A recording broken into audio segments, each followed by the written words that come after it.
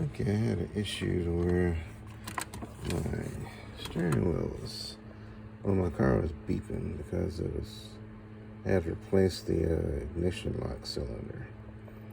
And so I was trying to basically lube it up and so that I would, could put it all back together again. But when I put the new cylinder back in, it was just beeping. Now, it wouldn't stop the car from starting or anything like that. But it would beep and the radio would stay on. The steering wheel would not lock.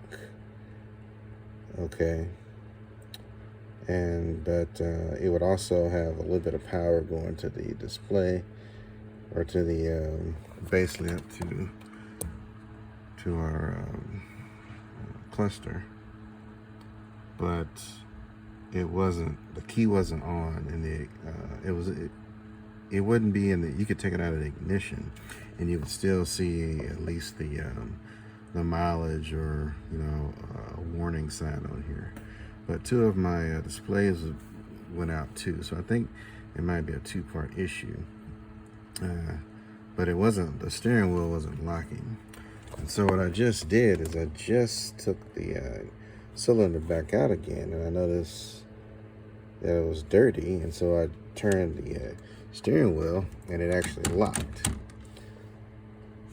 But the little thing popped up when I was doing it, so I'm wondering if the cause of this is basically needing to clean this thing out and just make sure it's, kind of, I don't know about lube, but I'm going to at least try to clean it out a little bit. And I might put some anti-seize on it since I got some. And see if that fixes the issue. I'm going to replace it.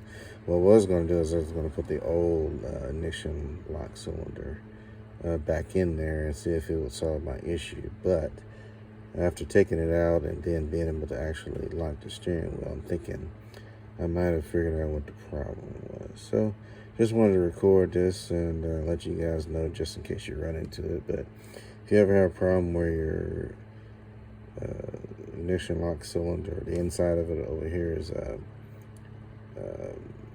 not allowing your steering wheel to lock, it can give you a little bit of power to the cluster. It will keep your radio on if you have a radio. And it could be caused by that, just not that, actually I could show it to you, but basically whenever you replace it, there's a little device in there you have to reset when you replace the ignition lock cylinder. So once you take it out, it clicks out, but before you put it back in, you got to take a screwdriver, and I'm going to see if I can show it to you right. But it's going to take some juggling. Let me see here if I can do this.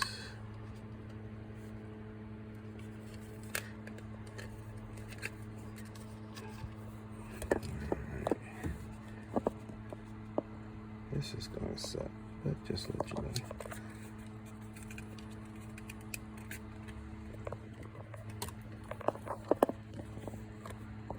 So let's see if I can do this. But on the inside of it, this is not working right. Let's see. Work for me. See if I can do this. And this is not going to work right. Interesting.